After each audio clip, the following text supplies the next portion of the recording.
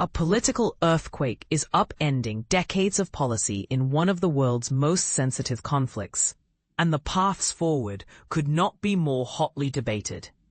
For over a century since the Balfour Declaration promised a Jewish homeland in Palestine, the UK never committed to recognizing an independent Palestinian state. But now, in a move few saw coming, British Prime Minister Keir Starmer has pledged that the UK will formally back Palestinian statehood in September, unless Israel halts its war in Gaza and genuinely pursues a two-state solution. France, a long-standing ally of Israel and even a supporter of its nuclear ambitions, is preparing to do the same at the next United Nations General Assembly session. Canada, Australia, and several other Western countries have voiced similar commitments. But here's the overlooked truth. This isn't a sudden wave of moral clarity regarding Israel's occupation of Palestinian lands, a reality since 1967. Many countries in the global south, like India, granted recognition to Palestinian statehood back in the late 1980s, following the Palestine Liberation Organization's Declaration of Independence. Even after the much-heralded Oslo Accords of 1993 and 1995, which outlined a roadmap toward two states, most Western powers held the line. Recognition of Palestine would come only as part of a comprehensive peace deal. Fast forward to today, a final status deal seems farther away than ever, yet momentum for recognizing Palestinian sovereignty in the global north is gaining steam. This shift invites a vital question. What has changed? Genocide allegations, the controversy that can't be ignored.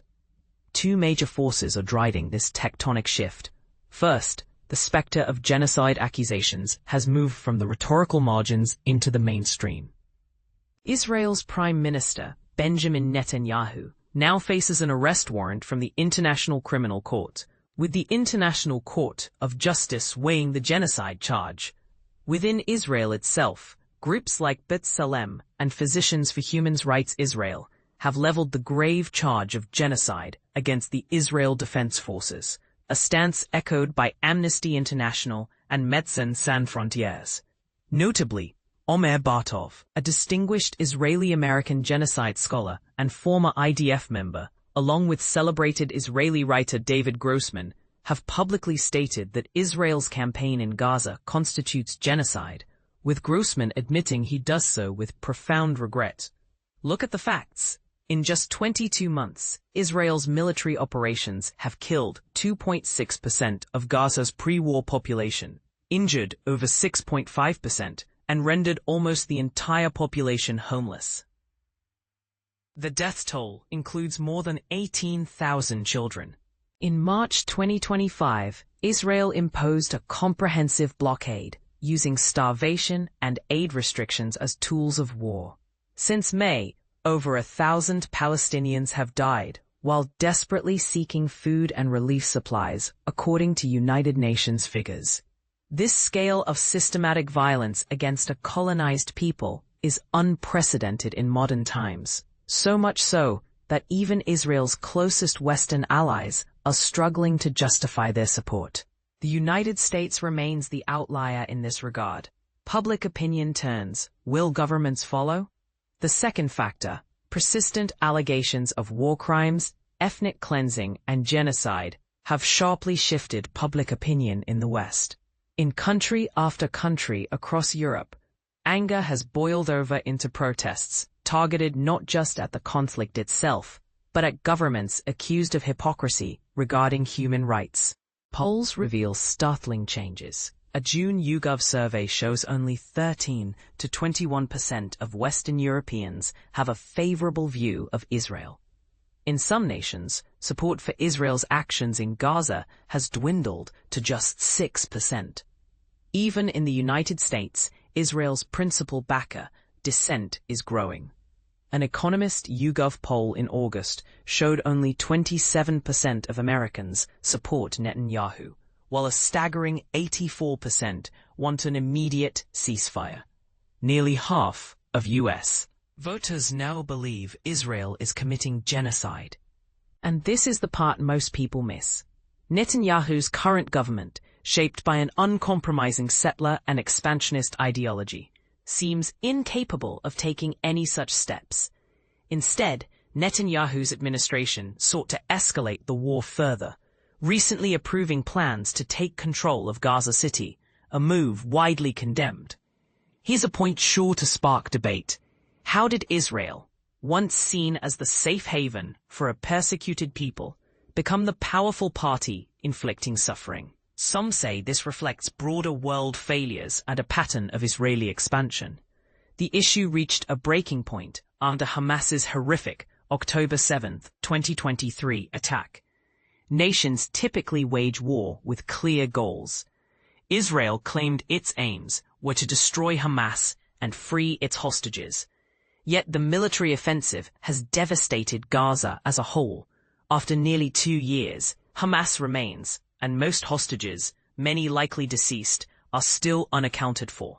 The political calculus for Netanyahu is grim. Ending the war would equal admitting defeat. Agreeing to a truce would alienate his far-right coalition partners, risking the collapse of his fragile government. And if he loses power, Netanyahu faces personal risk, not only from corruption charges, but from accountability for the October 7th attacks and ensuing conflict. Is it any wonder he prefers perpetual war, regardless of the costs to Palestinian civilians or Israel's own global standing? Should personal political survival ever override so much suffering? Deep-rooted ideology, no state solution on the table. But there's a deeper current. Netanyahu, shaped by revisionist Zionism, has long championed Jewish settlements in contested territories. Settlers represent a significant political force focused on expanding Israeli living space. For many, the war is a chance to return to Gaza after 20 years. Yet, this overlooks the obvious. Gaza is home to 2 million Palestinians. What's the real plan for their future? Here's where it gets controversial. Some of Netanyahu's allies don't shy from radical proposals.